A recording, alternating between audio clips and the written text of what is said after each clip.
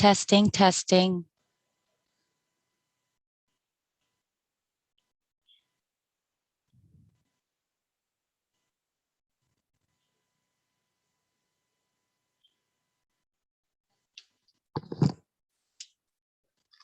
Hey, Eddie. It's okay. No, you're good. Yeah, she's on the phone with Mindy now. You're fine. Great job. Bye.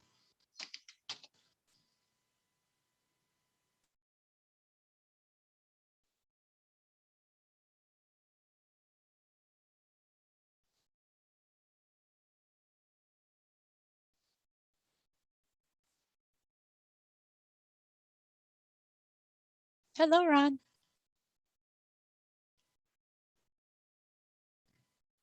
Oh, you're muted. You're muted. At least I got the right date this time. You were just anxious to start. Yeah, so we had 2 dates we're kicking back and forth, and I don't know why. I had everything in my calendar, and I'm ready to go. It's like, woo!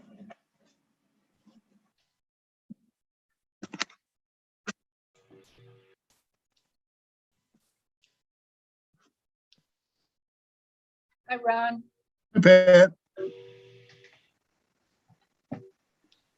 Thank you for your careful reading and good questions. That helped me read more carefully too.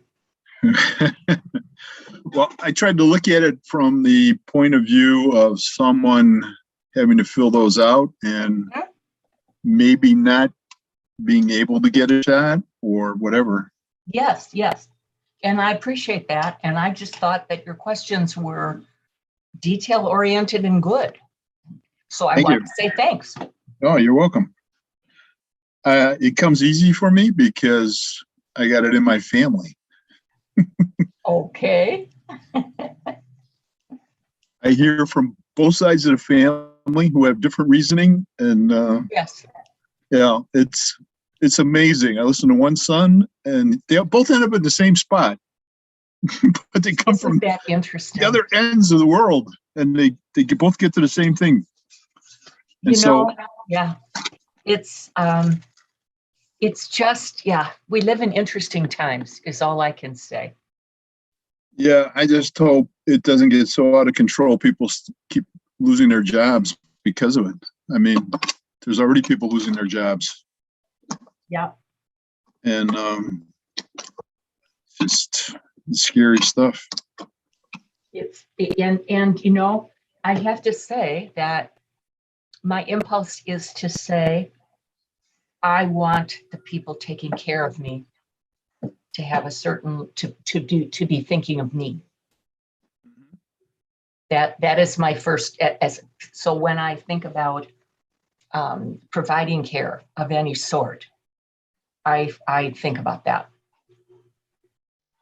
And that, I guess that for me has been shaped by my background and needing to also work with students coming into healthcare about what the priorities are of a healthcare organization and what they have to understand about their role in one. No, just being there and being there for work isn't all of it. No. And I guess that's the way I tried to talk to students about it. Because we always had students who were concerned about some things or, you know, saying, well, I should get to make this decision. But my perspective on it at that point, and I guess I still walk along with it, had always been that your decision wasn't just for you. Right. It's for the people that you're taking care of. And that's it does take away some of your, well, and I guess it seems to me that public health is kind of like the view of public health does have to do with what part of our responsibility or what part of our decision making, I think is what I want to say, needs to be based on responsibility to the health of the community, and what part is my preference. And clearly we got big differences in how people see that. Oh, yeah. Yeah. Yeah. So it's hard. Hey, Angie, we see you receive your symbol anyway. I think you're on here twice. I bet she's on her computer and on the phone. Mom, I think I'm unmuted. Can you hear me now? Yes? Yeah, we can hear you, but we got, Two of is your me. number? Yeah, can you see the screen? I can see the screen now. I can just about. Hold on just a minute. I don't want to do that. Yes, I think she's using her screen for the video and her phone for the audio. That's Oh, okay. my guess. Yeah. I just lost you guys again. Hold Oh. on. You'd hate to miss seeing us. You got that right. That'd be a real loss. And then all of a sudden I get this something went wrong, error, Yeah, oh yeah. And I'm connecting again. Let's see what happens this time. This meeting. Okay, now I got you back picture-wise. We can still hear you. Yeah. Yeah. Good. That's because I'm on my telephone. Yep, that's what we figured. Yeah. So Bob's not coming to the meeting. I saw that. Right. I wonder if Lucy is. Christina nods her head, so I guess yes. Oh, okay. Yeah, Usually if she's I not, talked she says. to Lucy. She'll be here. Okay. Okay, good.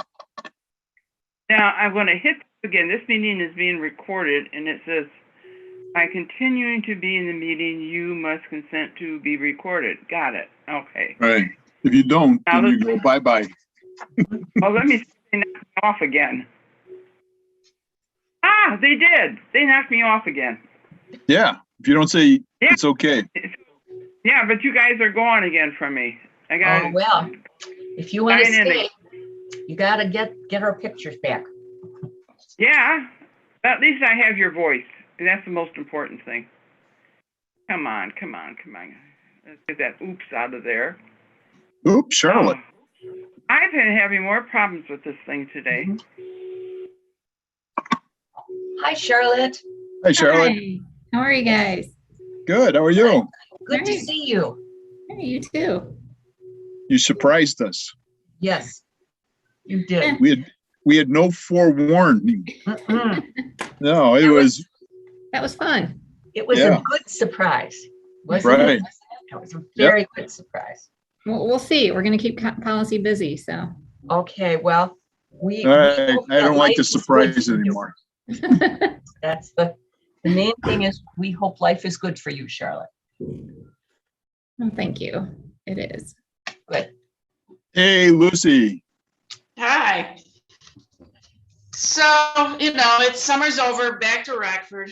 You sound happy. Some of us So have we never closed left. it up. Nothing until springtime.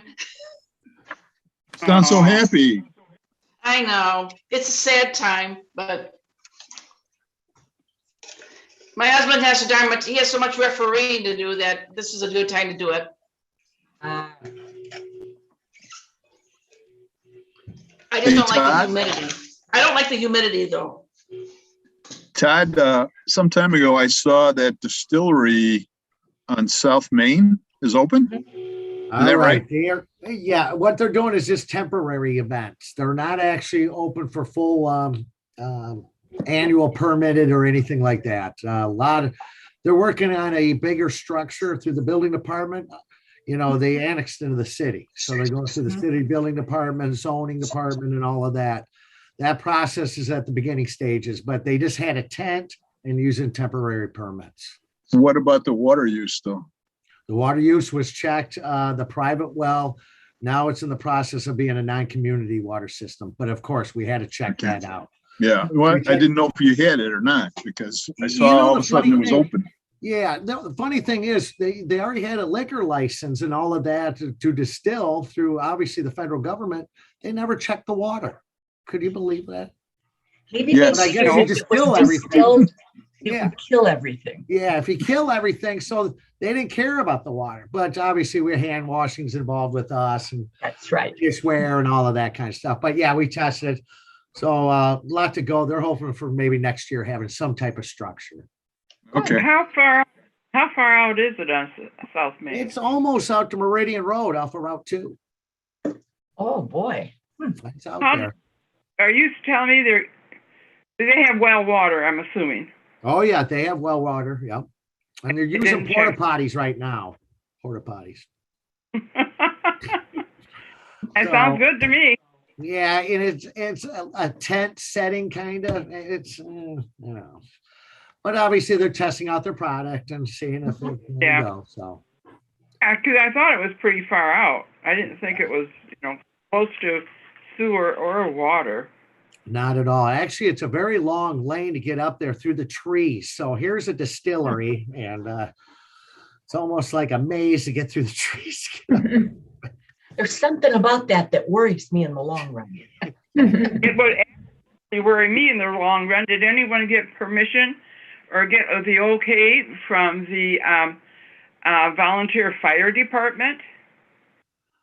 Oh, I'm not sure of that. Remember, stills catch fire. Yes, they can be. And Angie, that was annexed into the city. How was it annexed through the city? There's no connection to the city. I know there's no connection between that. It's pre-annexation. So they're going through all the city ordinances, city zoning, city building. I don't know if something to do with the city had a better chance of, I than want the to see the county. city department go out there and get up that lane then. That is true. Good Because point. one of my complaints in the county is people want to build these homes right in the midst of a heavy wooded area, but they don't realize that if they ever have a fire or an emergency, that those vehicles can't get up that small lane and all those trees in the way. And so you're putting your life in danger and your home in danger when that happens. So True. why do they have some type? I know, let the city worry about it, right? Not our worry. Well, I assume they're doing a lot of work, a little in progress. I think hopefully they widen that out a little bit. I really do, but Probably won't. yeah. Well, They maybe always when conceal. maybe when they do construction, because when you got to bring, you got to bring heavy equipment in. That's true. That's true. I know they want that, farm country kind of atmosphere, the orchards. Yeah, so well, we'll see. But Wait till that still catch fire one day. The surprise for me is when we were going through the alcohol, turning corn into alcohol, and the more I thought about it, the more for gasoline, alcohol for gasoline, the more I thought about it, I thought, my God, that sounds just like a great big old still. And Chris Johnson from the Farm Bureau was sitting next to me, and he started laughing. He said, "You caught on to that one, didn't you?" And I said, "Yeah, I'm old enough." Yep. Those things are dangerous.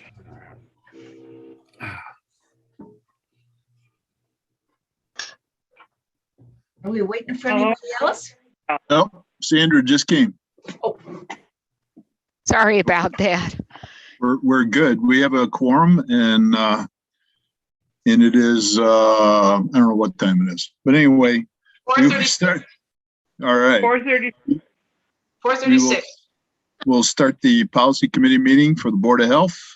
Okay. And I need approval of the agenda. So moved. second. Any additions or corrections?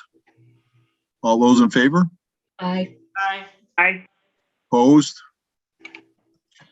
All right, so our first thing is 13972 De La Tour Drive. I'm guessing that's Todd.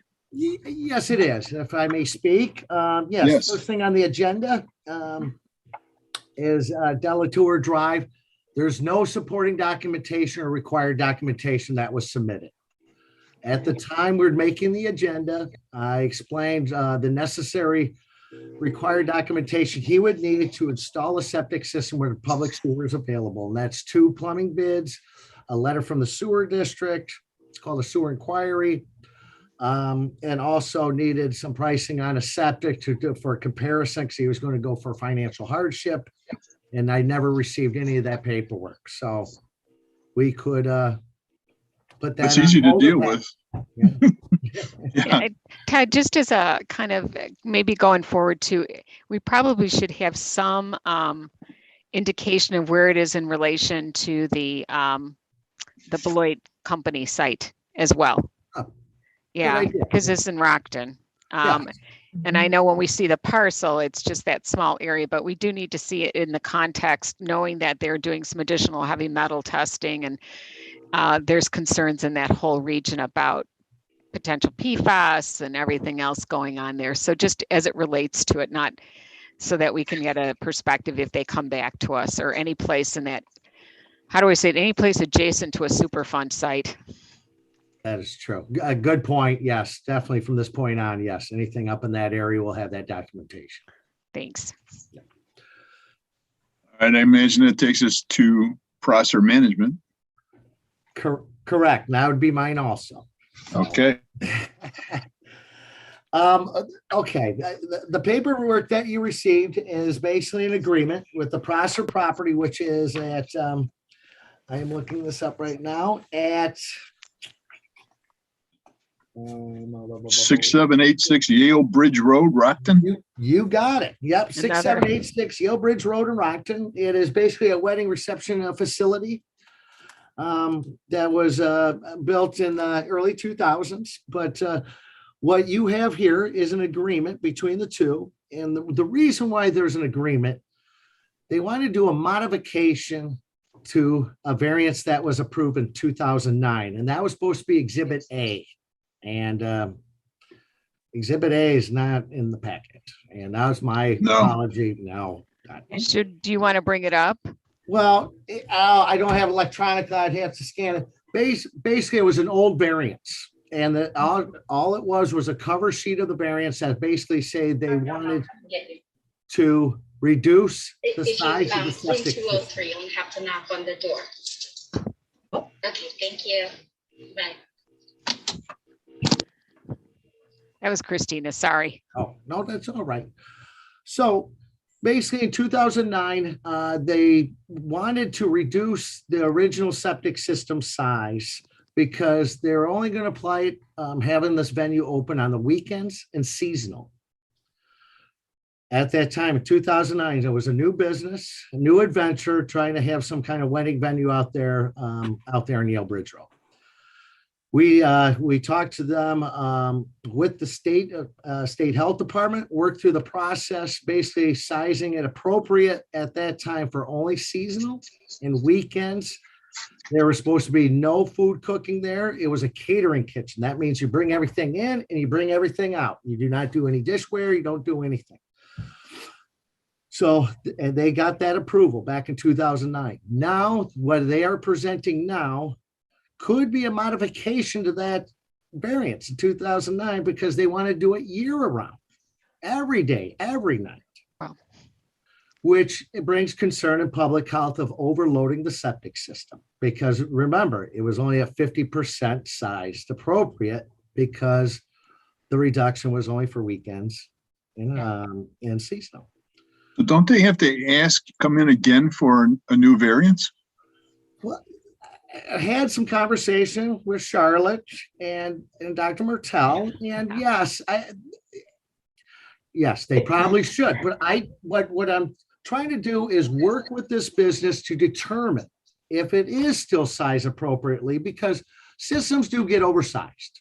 It's a safety factor. Totally understand.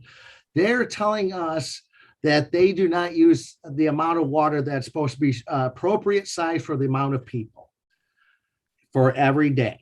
Now, the only way I can do that is put a water meter on. And that's what this agreement is basically monitoring for a year, the water that's coming into the building and also the water coming out of the building. More importantly, yeah. Yeah, so we know every drop that's coming into that building is coming out and is going to that septic system. Now, if we see the monitoring, which it is supposed to be reported to us through like a data logger, it's just not somebody reading a meter and calling me up verbally.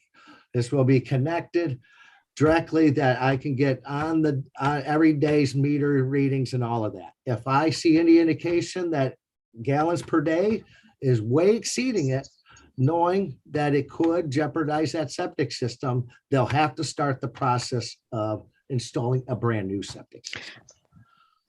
And the problem with the previous variance that was issued in, Yes. I think, the end of 2009 is it's not very specific.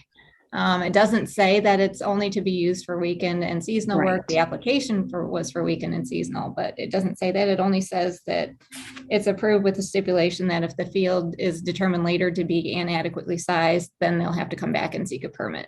So that's why we're using that to say, okay, we don't know if you're adequately sized, so we want to measure the water for a year and make Right. that determination.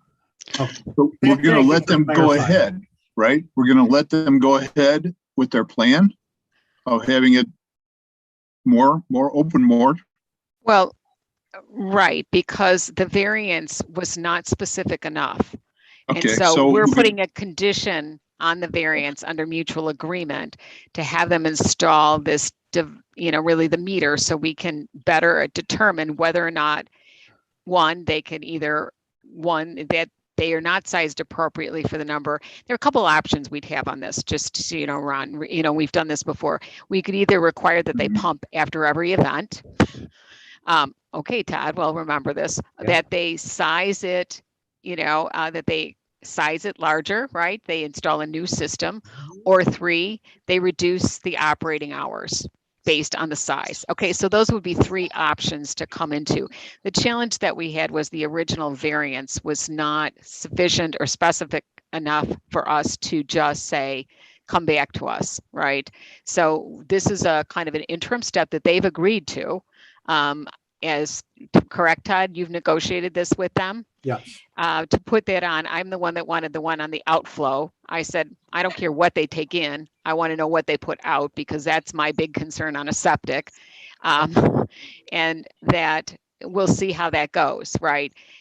It will give us a sense of, I doubt they're going to run 365 days a week. I don't think. But we do want to make sure that we've put adequate controls on there.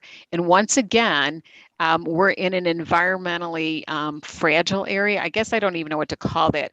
Impacted. We're going to have to think of a term that doesn't say that, that we really should be monitoring very carefully what's going on out in Rockton between in protecting that groundwater source out there. And so I would want to really be thoughtful about if we saw anything going out or exceeding, where we had exceedances on that or any kind of spillage, we would have to get in there very quickly. And that's why they've agreed to a continual monitoring, and we've agreed to work with them through that. Is there any danger from them using the site more than they said before for this next year? What I can basically say is could put more stress to that septic system that could potentially expose sewage at the drainage field. But isn't there but a fail-safe in the agreement, isn't that you could stop them at that time? So exactly. That's why, and it's Yes. great for putting it in there. Also, the water coming in and the water coming out, 2 meters, because actually they could try to divert water away from it to keep the numbers down. So I agree. That's a check kind of system. Monitoring every day with the data logger. Yes. Once it sees like that, I should know immediately that they're oversizing this thing, and they automatically got to start the process of putting a new system in. Now you have to realize usually weddings and events are 4 hours. There'll be heavy use at 4 hours, especially a wedding. A lot of people go to the bathroom, a lot of drinking and stuff like that, but then it rests. The system rests overnight for maybe several days. And that's a safe also for that kind of loads, quick loads, but a lot of rest in between them. May I ask a question? Yeah. Sure. As I look at this picture, I'm looking at vacant land. Which side? Okay. No, Angie, Wrong that's the picture. wrong thing. Wrong. The picture's not wrong- about the site with Thank you. yeah. That's about the installation of the Lot septic, tour. Yeah. but we didn't get the application for. That was 2A. And, All right. and I think that, you know, we should all be clear that Charlotte, one of her first things as the policy person, she is looking at our, in addition to all our employment policies around COVID, which are coming up, but looking at modernizing our code, because, you know, we have some of this legacy wells and septics in these more rural areas, as these areas are no longer really rural, right? In the sense of they're being used for venues, and they're, you know, when you think about light manufacturing and things like that, most of us would not think that a large manufacturer would be on a well or a septic. And so again, making sure that our code, and then doing an assessment, right, is part of the county. We are part of one of the use of their the American Recovery Funds, right, is to do a water management and a solid waste management plan for the county, so that all of this will be mapped out, which, you know, hopefully will bring in all the old, what I call legacy systems that existed prior to really modern record keeping, so that we have a better sense of this. Because, you know, as we go through this and people want to use this as a wedding venue or maybe a conference center, and all of a sudden now we're extending it out, you have to really kind of think about what, you know, things can we put in there to make sure that we've got, especially as we've learned, our protection of our groundwater, which also means really managing our wastewater as well. And so those become those kind of pieces that we're going to have to watch at. So I know Charlotte knows she's got a lot of work cut out already on that, but, you know, I think that that's going to be part of the stuff we're going to be coming up, Ron, so that we can put some of these pieces in place, so our, not only this Board of Health, but our future boards of health, right, have some better kinds of more, I'm going to say more modern, not better, because we don't, you know, we knew what we knew at the time, but certainly more updated guidance to help make decisions regarding variances, and when people want to build or put something on a particular plot of land, what will that require to ensure that the environment's protected? Yeah. It also makes me more alert to the need to really phrase the wording of variances very specifically. I'm so happy to see you updating all those policies that are 50 years old and don't apply to today. Thank you. We need to do that with all our departments because they are so outdated. Now, Charlotte, will you only be working with the county, the health department on this, or will you be working with all sections of the county that need to update their policies? It's only going to be policies or ordinances that affect the health department, since I work for the health department. So. But Angie, obviously we have to take it to the county board, right? So, I mean, they'll be, how do I say it? We'll be influencing, but yes, she's employed by the health department, Angie, but. Trying to be influencing for the last 10, 15 years in regards to updating policies. But we no sooner start and everybody gets busy and it goes on the back burner and it never gets done. I think Charlotte can back me up on that one. Because absolutely. Well, and I think for those of you, if you remember, and I know that it was, you know, there were questions about, we said one of the 3 core functions of health departments are policy, assurance, and assessment. And one of the areas we didn't really have leadership position on was that policy. And we recognized we had to pay more attention to those that influence and impact public health. Now, in so doing, even like some of the policies that we're going to put to, that we'll be presenting next, also, you know, as we kind of start and develop them, we found that they'd like to adopt or adapt for their departments, which certainly becomes a benefit to the county as a whole. So, and I know we also, we're navigating this space with Charlotte and the state's attorney's office as well, who is our attorney of record. So we have to be, you know, we have to be mindful of that walk as well. I would also like to see this be an addendum for the zoning. You know, on our 2030 plan, this isn't something we considered.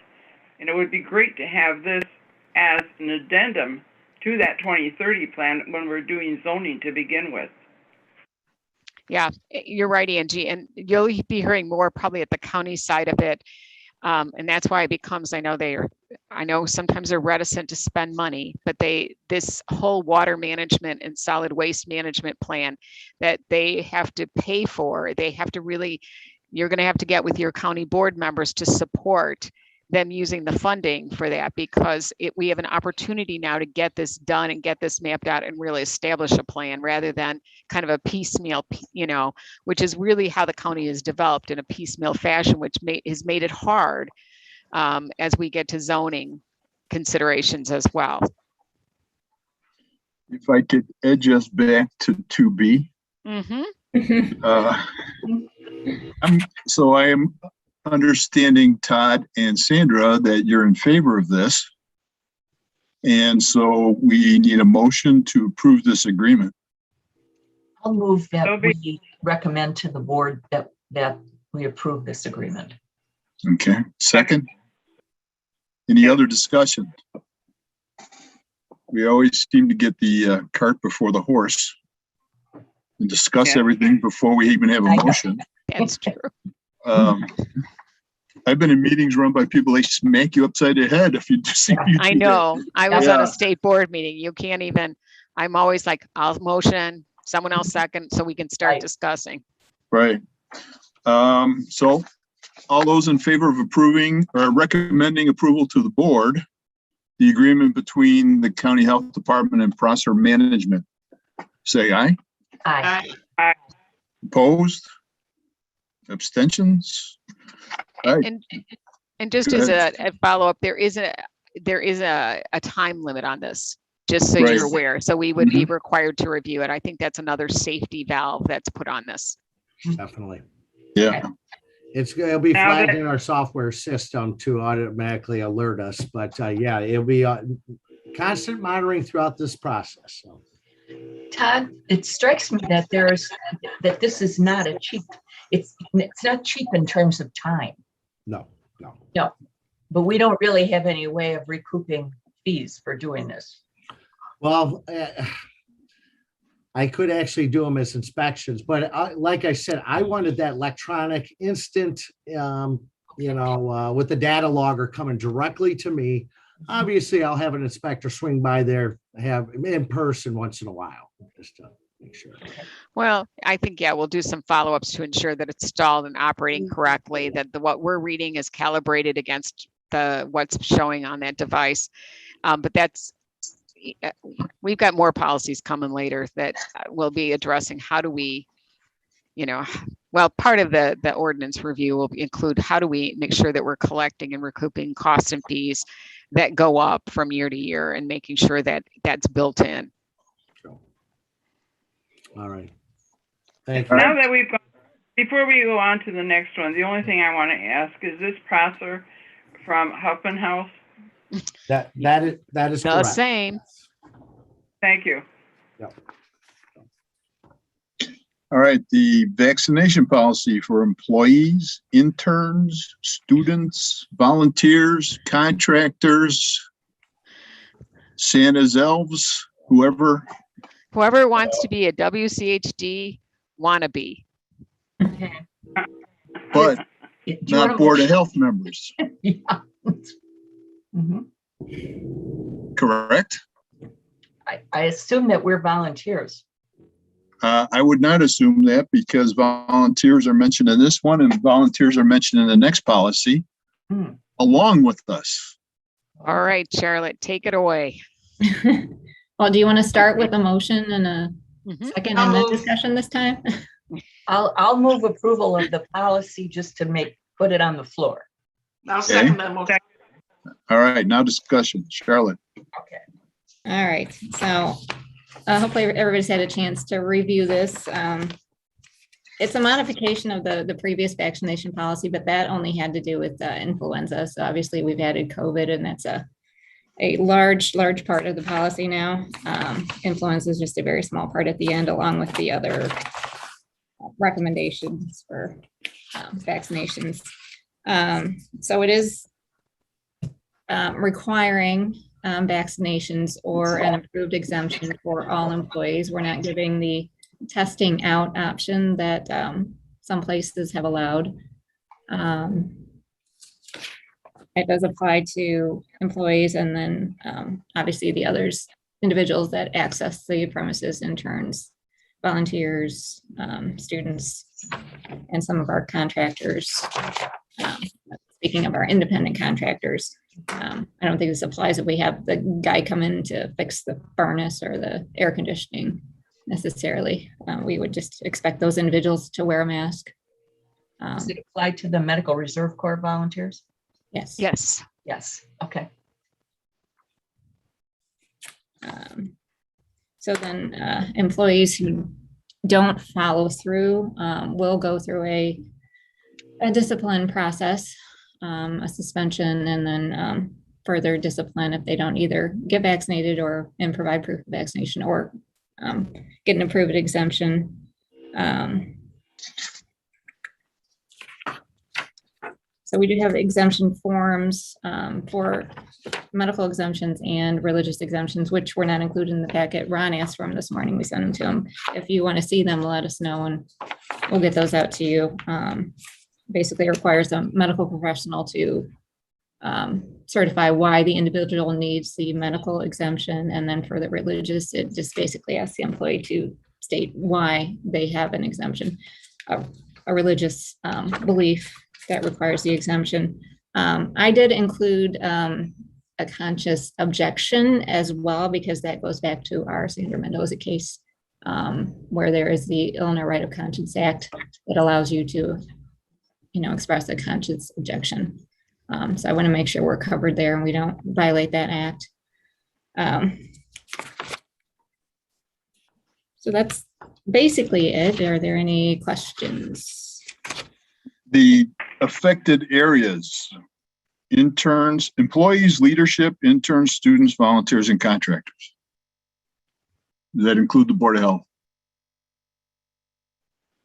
I specifically left them off for now, but we can certainly add the Board of Health if you wish. No, I didn't ask that. I just asked if you were, because it does not. I know. It would not cover Board of Health because you've got all these listings, and then you have another policy which specifically mentions the Board of Health, which means if you were going to cover them, you'd have to mention them. Well, I'm not sure what enforcement we were going to use against the Board of Health should you choose not to comply. So that's kind of. I guess the challenge and maybe part of the discussion, and Charlotte and I had talked about it when we were drafting through this as well as reading, is that it's not the enforcement piece. It's really kind of the leadership by example piece, right? I think that, certainly, as we know, in terms of providing proof, the assumption is if we are going to recommend it to the community, that our Board of Health would be following the same policies if they're going to recommend it to others. So that's, I think, the real kind of lead by example. And that's kind of that discussion. And, and I'll be honest, when we first put out the mitigations, all these terms about who is what, we had people say, well, I'm not a staff, I'm a leader. Oh, okay. So, you start parsing out. The idea was that I think though, frankly, I think it helps to have our Board of Health say, we believe in vaccination, or, you can exempt as well. We have the exemptions on there. The idea being that exemption would be reviewed and blinded. We don't know who's submitting what. Medical director doesn't know. They just say, okay, that seems to be a condition or this.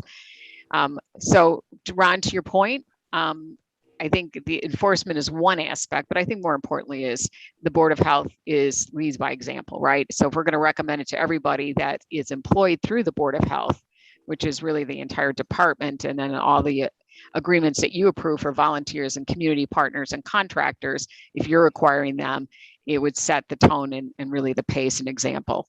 And that's a discussion point. Well, I'm going to guess everybody on the Board of Health has got the vaccination. That's my guess. But do I have to run out and get measles, mumps, and rubella? It just says those are well, you're a young person, so it's recommended that you demonstrate immunity. So I'm going to guess you could probably, and again, that's a recommendation. So when we take on new hires, we do recommend that they either have immunity or get vaccinated, right?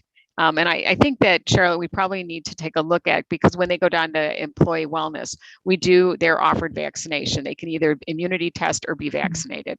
And the reason being is because not only are they, first of all, they're out in the community with vulnerable individuals oftentimes, but they themselves may be exposed in conducting their work. And so that is our protection as well. So maybe we should take a look at that language, because recommends versus, again, and they can waiver out of that as well down at Wellness Center. But all of our employees are offered that full panel of vaccination when they, either they test, and if they're not immune, then they give them vaccination. And I can, speaking from experience, I was not immune to Hep B, so I'm going through that. They didn't give me an option. They just said, let's make your appointment. You're coming in. So yeah, I was confused about this recommend language, because I don't understand why we recommend influenza vaccine. No, we require it. I think that's language from the old part. And again, it is. Yeah. Okay. Sorry about that. Yeah. And I laughed at our old logo at the top. Charlotte's learning where we hide all our squirrel forms. So. Yeah, it's just a difficult one that you look at it in its vaccination policy, and then does that mean some are required and some are only recommended? I think we need to be clearer about that. Yeah. Okay.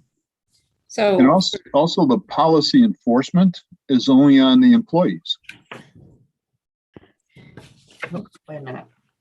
Yeah. What do you do with the interns, the contractors, the students, the leadership? It does say in section, it's on page 9 of the packet, that they are required to be vaccinated in order to be allowed physical access to the premises, but it's not in the enforcement section. So I think we could add some language in the enforcement section that they will be denied access to the premises or to any outside health department activities if they don't have a vaccination or an exemption. Just so that's covered. It's a good point. And then, Charlotte, we can probably also add language that any agreement we have, that we would include that requirement, right? I mean, so when I have an agreement with the University of Illinois, I'll put in the requirement that any student intern must be fully vaccinated or be exempted, and that they, we typically include that now, but that will give another protection to Ron's point. If you don't have that now, I'm amazed, because we do. Everybody else we saw did. Yeah, and then they wanted preferential consideration. Give it to us first. But and most of them already do. But that, again, if for some reason we don't, we put that in there. Every so often you get a student agreement, and there might be some universities that do not require a mandate, and we might say that is not someone we could provide an experience to based on our policies. Who is the medical director and the human resources director? The medical director you contract with is Dr. Thomas Schiller. He is under contract as our chief medical officer. And then director of human resources is at Winnebago County, and that is Deb Crozier. But again, you know that they're blinded, so they don't see who's submitting it, so that they would be the ones to review it. And I think you had raised the question, Ron, earlier too, and Charlotte and I had some chance to kind of briefly discuss it.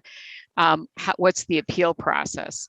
So, well, wait, before you get to that, I raised the question about their authority, these two directors, to designate someone else to make the decision. Well, that's wide open. I mean, it could be their barber. It could be the guy next door. It could be their brother who's unemployed. Now, who's the what does that mean, designee? Well, usually in a physician, it's someone that works under their license, right? So I want to be clear, when a professional, like a physician will not designate to the, I'm going to say the person that cleans his office, the authority of his medical or her medical license. Right. Okay. What about the human resources director? Well, they also carry credentials. So typically, for instance, Deb will be credentialed through SHARM. So she's not going to have the clerk be again, because she's Again, Yeah. just like anybody else, we could say credential designee or whatever, but I mean, that's usually they would not, because of their own liability and requirements, not designate someone, because even when you designate, the authority comes back to you as the professional. So if I designate or I delegate to, let's say, Christina to help me count vaccine, which she does work with me. So there you go. Wave, Christina. I know you're counting in between. It's still my authority and responsibility. And so I have to back her up. I have to check it. I have to, ultimately it's mine, even if I delegate it to her. Could we say then credential designee? What do you think about that, Charlie? Is that too restrictive?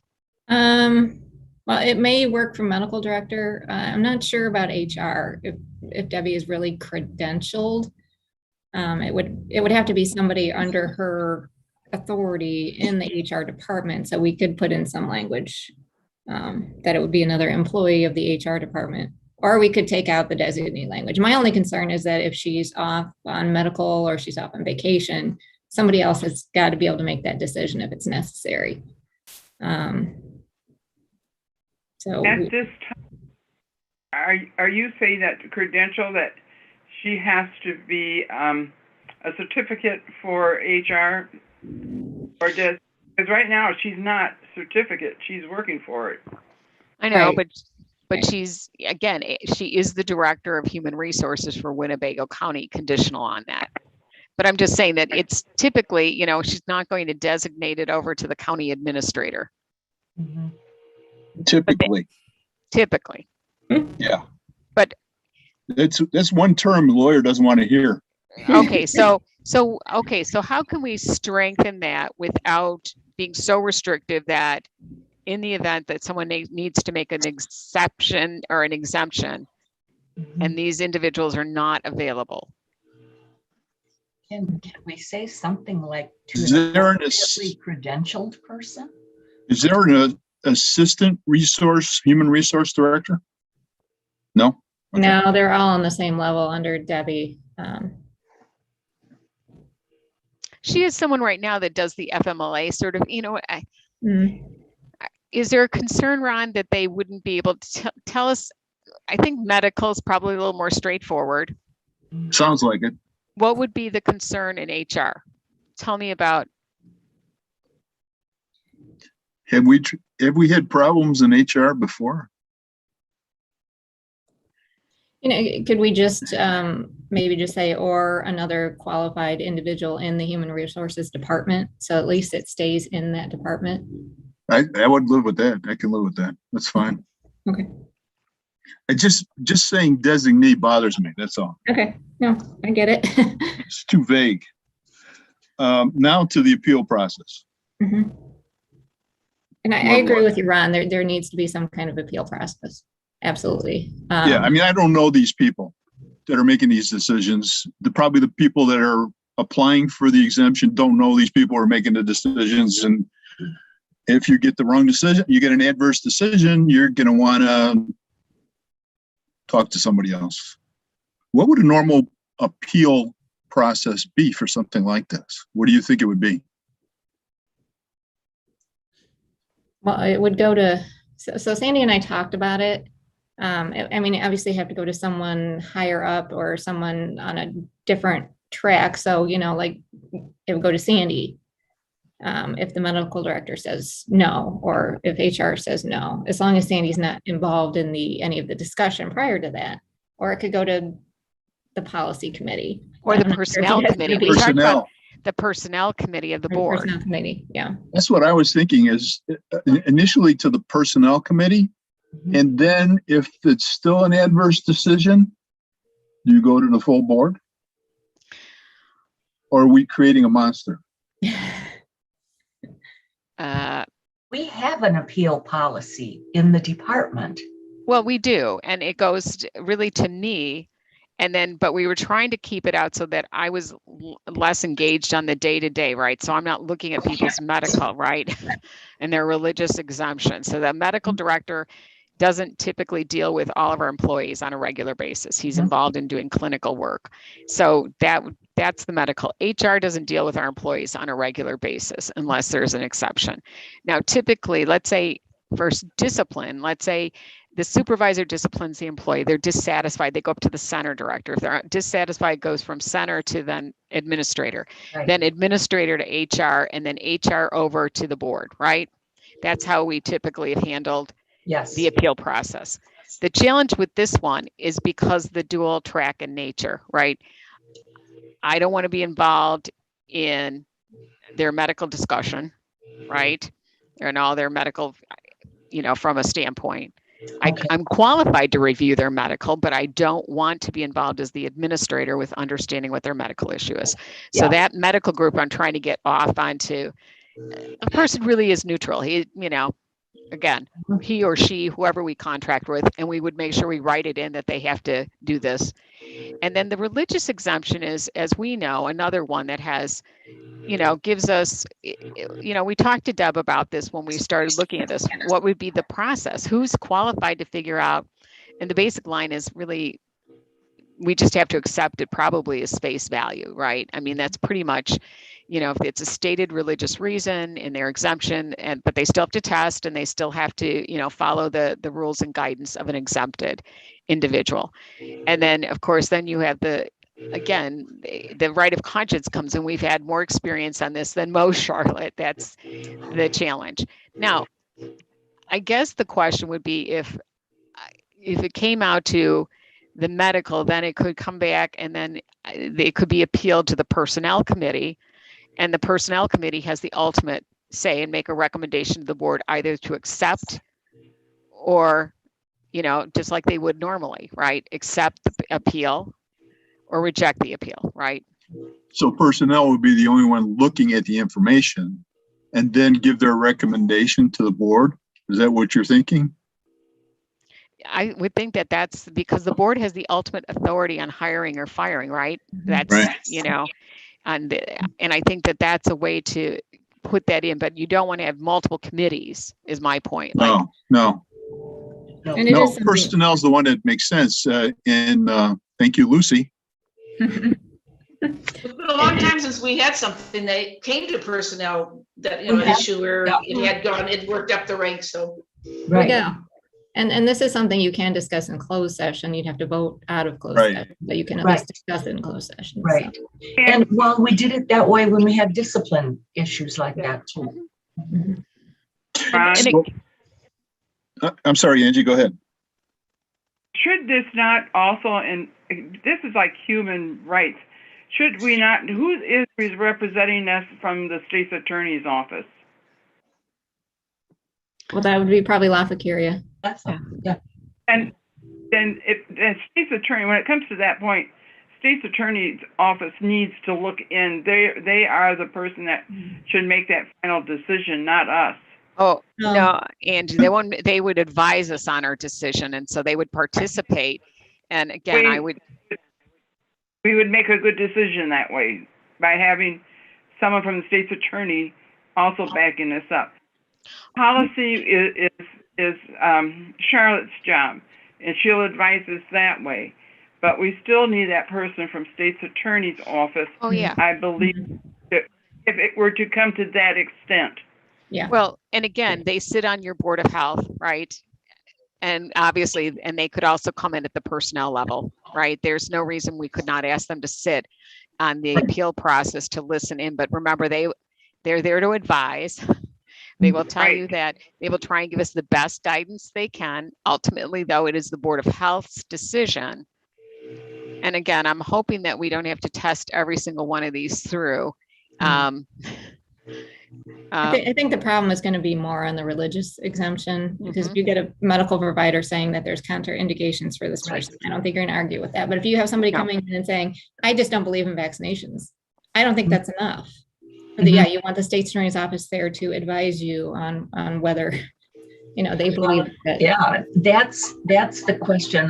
That's the conscience thing that scares me. The religious stuff, people often, you can find stuff online, just pages of the same, this is why I do this blah, blah, blah, blah. And they run it off and they turn it in. You've already seen those FOIAs coming to you, have you? So this policy is a work in progress, Yeah. correct? Because we brought up enough things that have to be changed or modified. Well, the challenge with this, yeah, we're going to have to bring it back because we have, we are working against a deadline as well with the executive order on the mandates. That's fine. I'm willing to meet, whatever, but I think we need a change before we approve or disapprove. And also, Charlotte, you mentioned when you can get the medical exemption. And I'm sorry, I'm looking for the term and I can't find it, of what the doctor would say you have. Contraindication. Yeah. What is that? It would, Ron, it's typically written in a medical language, and there are specific things that might, for instance, with COVID-19, if you've had a severe anaphylactic reaction to a prior dose of it. So let's say you got dose 1, you had a severe anaphylactic reaction and the doctor says you cannot get the second dose, or you develop Guillain-Barré after it. They may say, I don't want to give you a second dose. So you would not be considered fully vaccinated. And so you would then therefore be required to get the exemption because you cannot be fully vaccinated. How much more does it cover though? I understand why. I got Dr. Reith, who's explained that to me, Dr. Paul Reith, and he's seen it firsthand. But what other things would fall under that category? And what I'm getting at specifically is things that may not necessarily be talked about in the media or by the federal government, but let's say a chronic case of Lyme disease, where the Lyme doctor has said, don't get this, it's going to mess you up. Well, again, the doctor would document that the individual has such a severe compromised immune system that administering the dose of vaccine puts them at risk for complication. Okay. And again, Ron, we're seeing that right now. I see that quite a bit even from the schools. I look at a lot of the school notes coming in right now. Everything, and I'll be honest, with primary autoimmune disorders that are significant and severe and uncontrolled, to others that are not, that, you can go and find the references on that to say, where a particular consensus statement has been made. Like there's one on, I want to say, on asthma in children. And a lot of, docs want to say, people say, well, I don't want to mask my kid because of asthma, or I don't want to vaccinate. And there's a consensus statement from the American Academy of Pediatrics and the Asthma and Allergy Association. The consensus statement is the following: there are very rare exceptions. The individual has to be uncontrolled and sustained. They have to. And so there are those kinds of documents that most of us reference back to. Okay. And I'm going to say those are most, when I'm saying, Ron, you're not seeing for COVID a significant, a lot of contraindications in the medical. We have some that postpone it. Let's say I'm undergoing cancer therapy or treatment, and I cannot, get it at the time.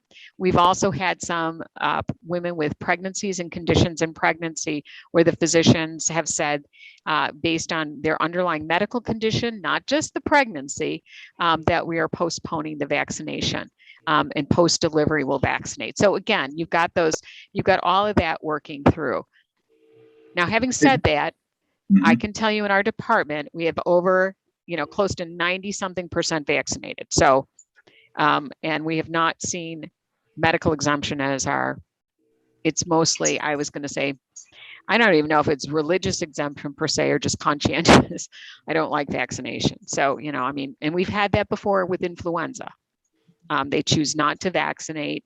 And so during flu season, right, they've always been required to mask. But now we've got additional protections that we have to take in order to protect the workplace. And so we also, there's a lot of, and again, why we're having this conversation and why we really probably need to work through it. And I'm sorry that, we didn't get much time on any of this, as you would guess. We'd started working on this and some of the executive orders come out, but OSHA will be issuing orders as well about what we have to file when there's a case in our workplace and what strategies we've implemented in order to protect the workers. So if I'm sitting next to you and you choose not to be vaccinated and you expose me, there's another I hate to say it, we're just in more fun than we ever thought possible. But it's creating different ways in which we have to think about this, right? Both protect the individual's rights and, their policies and, what they choose to do, and then protecting those around them as well. So how do you balance that in a way that protects both the individuals and you as an employer, right? And make sure that we've got our patients protected, our employees, as well as the entity itself. Have you seen or heard of backlash against doctors who have submitted documentation for exemptions? I've heard, Ron, that, how do I say it?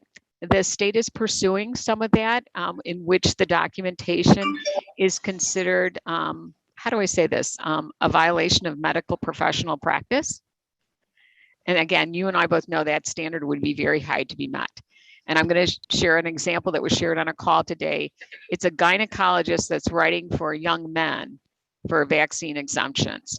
And if you pay them $90 online, they will write the exemption for you. And so there's a whole idea when you're writing an exemption in schools and things like this, that you have to have an established relationship with the patient, right? So I'm not a one-time doc in the box visit, that I have an understanding of your medical conditions and why I'm making that claim of exemption, that you've looked at and considered all the accommodations that we can make in the environment for you. So that we can safely, and especially in school, because we're talking about whether they come back into the in-person learning environment, right?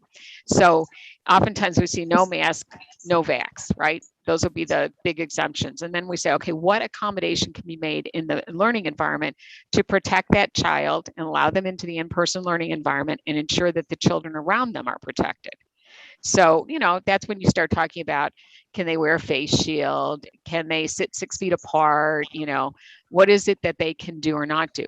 And remember, they're caring for kids with trachs in these environments and everything else without exemption. So those are the challenges that the schools are, but we're not seeing on a regular basis. We have said, and the state has told us to forward any, I'm going to say what appear to be, how do I say, form letters, inaccurate portrayals, like I say, Pat Lewis is a young boy and she's 12 years old and she's exempt, but she needs to be able to play on sports. We see that, right?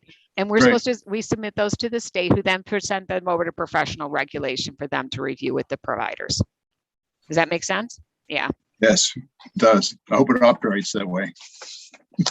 Yeah. I think that how do I say it? It's a rare exception.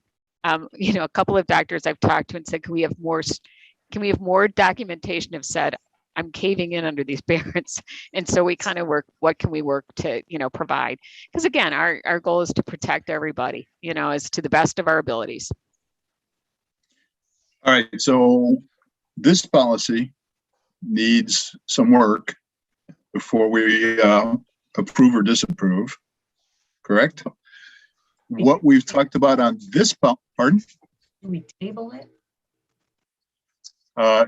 We can, I wish I remember the Robert's Rules of Order, since I brought it up years ago, but it's not necessarily tabling, it's tabling to a certain date. Tabling to the next meeting, because So if you table it, it's dead. Yeah. Well, unless you take it out. Right. Yeah. So we postpone it to our next meeting, which hasn't been set yet, since it sounds like we're going to have a meeting very soon after this one. But doesn't our concerns about this policy also apply to the next one?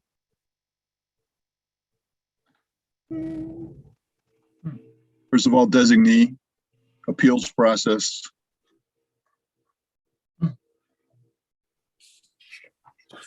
They go ahead and glove so we could kind of do the same thing. And one of the things I've noticed is that it says responsibilities of all WCHD individuals. Are we ready to talk about this one, or? Well, I don't think we're ready to adopt the first one. Right. Are we? I agree. Okay. So yes, let's move on to the second one so we can find out what it is we're going to be doing in however many days. Go, Charlotte, you wanted to?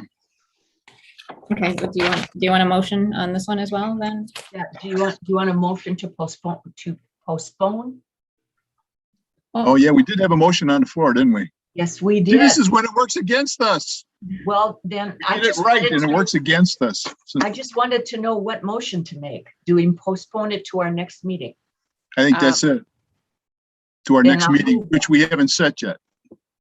Well, I don't think we have to say. We send it back to committee. I think we have And to send have- it. We Yeah, are the committee. Yeah. Yes, but we send it back to Charlotte. well, no, let's put Well- it back. And I would say that, based on the executive order of September 19th, we've got to, Yeah. our Board of Health is of the 21st, so maybe the 22nd, we meet right after that Or can on we a meet the day Wednesday. before? On Monday, the 20th? Would that, so we could do it on Tuesday then, if we approve it, if we do our meeting on Monday? Does that work? We can make it work from this end. Everybody else good? can- Is yeah, the I same can make it. time work for Yeah, everybody? we need Pat and Lucy on this one, so, Yeah. and Angie, And we Angie, need to know. Yeah, Check my calendar. I I'm have good. a call meeting at 4:30 that day. I'll have to cancel it. Well, Angie, I understand, just, aren't you talking about gun control at that one, or is that, can you get off? This is- I mean, It's just the Well, clock. I need to be on that for gun control because I'm not happy with. And Can we move it? You Ron? see, tonight, I'm supposed to have that meeting tonight, What about a different time? before the safety committee. What about, would 2:30 work on Monday? Should we That move works it up? for me. That would work. If it, yeah, that would work. Okay with me. Okay, Ron, does that work for you, Sir Chair? yes, I'm free all Monday. We Okay. can do it at 6 a.m. I don't care. Oh, no, I don't think, Oh, no. Oh, no. we need to be revved up for this. So 2:30 Monday? Is that what you said? Yeah. And Okay. we'll make sure you're done by 4:30, Angie, to get on the caucus, because I know there's a lot of discussion going on that. I Yes, will there be is. quieter on Monday. So your motion, Pat, would be to, Postpone until our next meeting, which will be on September 20th. thank you. Second. Is there a second? Second. All right. All those in favor? Aye. Aye. Opposed? All right. Okay. So now the next one. Now we're to page 15.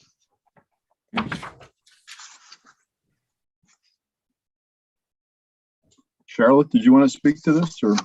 You want a motion first? I'm not Oh, sure I want All right. one. Or we can just talk about it first if you want. Let's just talk about it. All right. All right. So this one, there was a prior mitigation policy that was in place for a while. So this is just amending it to take into account the vaccination and the fact that you've got some people vaccinated, some people not vaccinated, and what people are required to do in the event of an exposure to COVID or in the event they have COVID symptoms.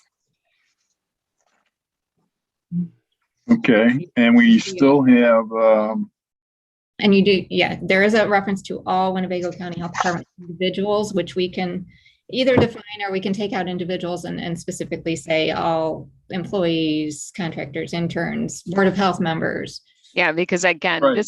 we had differentiated, if you remember, and it really, this is, to Charlotte's point, a revision of what was previously approved, in which we spelled out employees, leadership, Board of Health, interns, students, volunteers, contractors, and we should say anyone who likes us. That's getting to be a smaller and smaller I group. know. A short list. And so we can take out and define that those are, and I think that then we struggle with responsibilities of all WCHD then, as it applies, right? That's really what that was intended, I think, because we didn't want to have to spell out every time the laundry list of everybody who was in the list, but we can spell that out. Or define it in the definitions. So Yeah. Yes. all right, so what is the procedure for a Board of Health member that doesn't comply? Says here, individuals who fail to adhere to this policy may be subject to disciplinary action up to and including termination. You can't terminate a Board of Health member. The county Dude, it board says- could. But remember, the operating language is may. So Mhm. since you are not subject to, that would not apply to you. But if you came We in, could- Sorry, could we sanction them, Charlotte? So if Ron came in and exposed all of us, we could sanction them? well, What does that mean? yeah, I don't know about that. I would suggest discipline or be excluded from the premises so that, Yeah, you know, but my concern with that, again, Charlotte, is then we'll have employees wanting to claim remote so they can be excluded from the premises. well, I think we'll have to be specific for employees. They'll be subject to discipline. And everyone else would be subject to exclusion from the Got premises. it. to be able to comply. So in essence, you are taking a person off the Board of Health. Well, if you keep having Zoom meetings, you're not on the. Yeah, premise. right. I understand that. But at some point, you are using this to take a person off the Board of Health. Well, I think once we come back to in-person meetings, we'll probably have to revisit this again. Because it's going to change again, probably. If we ever get to low transmission, And masking requirements won't. yeah, they may not do whatever, Dr. Montel feels is appropriate at that time. So this is just like an ever-changing document, unfortunately. It is. Well, I think that there are a couple things that when I come back to, remember, this was put, again, I'm going to come back to, the whole point of this is really not to necessarily always kind of lay down the hammer as we speak or discipline. It's really to set the tone and the expectation. And so, Ron, I would have a hard time with a Board of Health member coming onto a board, knowing that this is the policy and not wanting to adhere to a policy. How do I say that, right? And making everyone else adhere to it. I So, would too, but people do what people do. You might have somebody that doesn't agree with that, shows up. Well, I guess it goes back to what Dr. Martell pointed out. It's may be subject to discipline, may be subject to exclusion. So. Okay, And it's at a point in time, really. At the point in time is what mitigation is required given what's Right. going on in the community. So it might be that person can't stay for the meeting. But or has to participate remotely. it doesn't mean And that. we have our remote participation, even when the Open Meetings Act, and we have to be in full person, if the full quorum were there, and let's say I'm a board member and I'm not vaccinated or I don't want to comply. I don't know how I signal that to you, but okay, I would say you would have to vote to allow me to participate remotely. Remember that you can do that. You've enacted that policy. Mhm. I'm not your attorney, but I'm not sure that's one of the reasons that you can participate remotely. We'd have to look at that to make sure. 'Cause That's there's- true. You're right. You have to, well, it says ill, maybe. It said illness. I know. See, I mean, we'd have to think about, is that illness by potential or illness by choice? I know you're right. Illness is the word, but, and Charlotte's right. There are criteria even that we don't know if that's going to change or whether they're going to look at that language in the state. There's a lot of discussion about that as well, because many boards are wanting to continue their ability. They're actually finding, like we have, that participation remotely seems to keep the quorums going and actually expands who can participate. Mhm. But, having said that, I'm just uncomfortable because it's very vague and it affects Board of Health members, which we have no control over, saying you can't be on the Board of Health when the county has said they can. I mean, the county board could take you off. well, but- Bring it toward before us. Oh man, I've already been zapped. Angie's gonna get rid of me already. How about that? I want to get rid of that picture behind you. Hey, she's got the mask on. She's okay. and she's doing a Yeah. selfie and she's vaccinated. Yeah. She's all good. She's promoting Okay. wearing a mask. Very good. And again, maybe that would be part of, I mean, certainly as we recruit new board members, right? Part of that discussion would be the policy that this is a requirement of the Board of Health. I mean, Ron, at some point too, maybe we'd have to say grandfather, Charlotte, any appointees prior to implementation of this policy. But you So- can't do that for employees. Right, you can't do it for employees, but I'm going to say going forward, I mean, that's certainly something that you would say for, you want certainly divergent opinions and certainly that debate and discussion. You wouldn't want someone who's going to enforce vaccination on employees, but isn't willing to enforce vaccination on a board. I would find that would be very hard for, I think, a lot of employees. Yeah. Well, Yeah. other than the vague language on discipline in the use of the term WCHD individuals, this policy doesn't really have any other problems like the first one. Am I correct? I don't think so. Okay. Those are, I mean, I can live with what you're saying about the disciplinary thing because it's so vague. I'm not sure how we would enforce against Board of Health members if we wanted to. Ron, Figure it out. several years ago, before Sandra was with us, and they were Oh, no. demanding, they were talking about having everyone get the vaccination for the flu. Oh, that's right. And I did have an employee call me just raving about the fact that they were forcing her to get a flu shot. And it was so nice that I could say, I've already had mine, but this is something that if it's their policy, then, well, I don't want somebody telling me what I have to do. And I said, well, that's up between you and your employee, because they wanted me to make some kind of a comment on it. So I was so happy that I had already had my flu shot, and I could just say, that's her problem, because she had no other excuse except the fact she just didn't want it. Mhm. And you're right, Ron, you're subject to nothing else. You don't get paid. So there's a lot of language in here about paid time off. Remember, this was implemented. Our first policy went in when there was government funds. Remember when we were quarantining a lot of people and they were paid time off and all this. Right. And I think that now right now, if you are not vaccinated, that's becoming more of the stipulation about, how many times should we quarantine you on paid time. Now, we have remote work policies we put in place and we've worked a lot with that, but we've got some people that are on a cycle that I don't know if we're going to ever see them back in a workplace without vaccination. I mean, I'm like to the point, is it 90 days and they're back in the infection route again? And I'm like, wow. But I think that's the challenge. You're the public facing, as you know, and unfortunately you've all received lovely FOIAs, and I apologize. We have no idea how they get but everyone's smart on the internet now. But Never got one. I didn't get one. I didn't either. I got a registered letter, but it wasn't. No, I got nothing. Okay, I don't know if I got one or not. Then I wasn't home when the postman was banging on my door with 2 letters. And so I just knew he showed up and I thought it was the FOIA. So I have no idea. I never got one either, so. So they're more registered fund letters. Okay.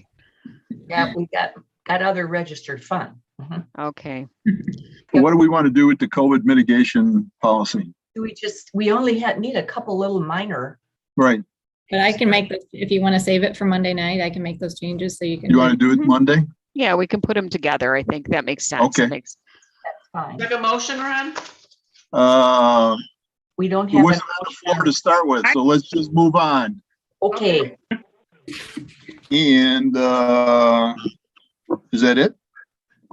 That We one. need executive session? Nothing else? No. We haven't Did we talked get about that. 15 and 19? That one. 15 and 19. Yeah, What page? Well, there are 19. 3 policies that all go together. They're just Another one. Oh, wait a minute. I'm losing track here then. this is the coronavirus employee response policy. That basically has to do with pay. Mhm. Oh, I don't care about that. I don't get paid. Yeah, so it only applies to employees and specifically says that. Oh, okay. I got it. Do we have, I'll do this one. Do we have a motion on The coronavirus employee response policy. I'll be happy to give you one if you'd like it. Sure. I will move I'll- that we recommend this policy to the board, this coronavirus employee response policy to the board for approval. Okay. Do we have a second? Second. Discussion. Would you like me to address it? Sure. Okay. In a nutshell, what we're doing is giving vaccinated employees or employees with approved exemptions an additional 80 hours of pay time should they need it because of COVID, either for themselves or family members. Unvaccinated employees with no exemption do not get an additional 80 hours of pay time. Will have to use their own accrued time, even if it's a COVID-related absence.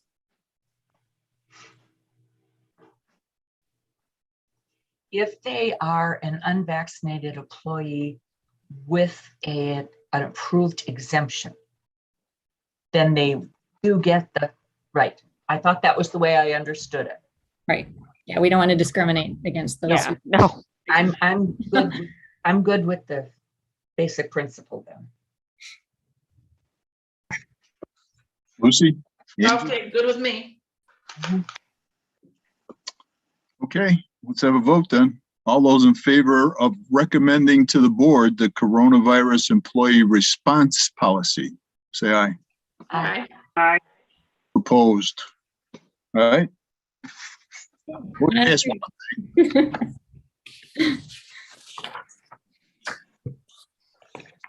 All right.